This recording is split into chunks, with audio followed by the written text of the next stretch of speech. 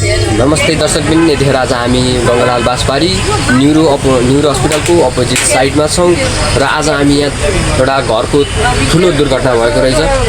मान्छे काठमाडौँमा लाखौँ रुपियाँले पैसा करोडौँ खर्चेर जग्गा किनेर घर बनाएर बस्छन्, तर यहाँ यस्तै घटना हुन्छ। घटना के भयो भन्दाखेरि कम्ती 2.5 तलाको घर आज यो यसरी पहिरोले लगेको छ। यो एकदम लाजमर्दो कुरा हो र खासमा यो किन भयो, यसको यथार्थ चाहिँ के रहेछ भनेदेखि तपाईँको यहाँ विगत हामी पहिलाको कुरालाई स्मरण गर्ने हो भनेदेखि यहाँ पहिला तपाईँको खोला रहेछ। यहाँ तपाईँको यो खोला रहेछ। यो खोलामा चाहिँ तपाईँको यो खोलालाई माटो हालेर माथिबाट मान्छेले त्यो जग्गा बसालेको माटो बसालेर चाहिँ माथि खोला थियो, तपाईँको तल खोला थियो, त्यो खोलाको माथि तपाईँको माटो हालेर जग्गा बसालेको रहेछ।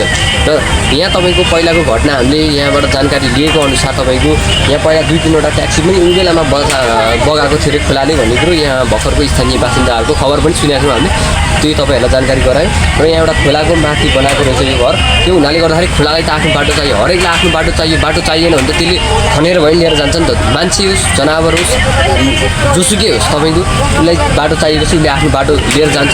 हो त्यही खोलाले लिएर जाने क्रममा तपाईँको यो खोलाले यो घरलाई सर्वत्र सुझाइदिएको छ र यो एकदम दुःख लाग्दो खबर हो। र तपाईँहरूलाई यति कुरा के जानकारी गराउन चाहन्छु भने घर जग्गा डेरा वा कहीँ बस्दै हुनुहुन्छ भने सचेत भएर बस्नुहोस्। सबैको त्यहाँको वास्तविक त्यहाँको स्मरण पहिलाको के छ र सबै कुरा बुझेर हरेक कुराको जानकारी लिएर त्यहाँको स्थानीय बासिन्दाहरूलाई तपाईँले स्पष्ट रूपमा जानकारी लिएर मात्र घर जग्गा र डेरा खोज्नु होला, किन्नु होला भन्दै भिडियो बन्द गर्न चाहन्छु। हस्त धन्यवाद।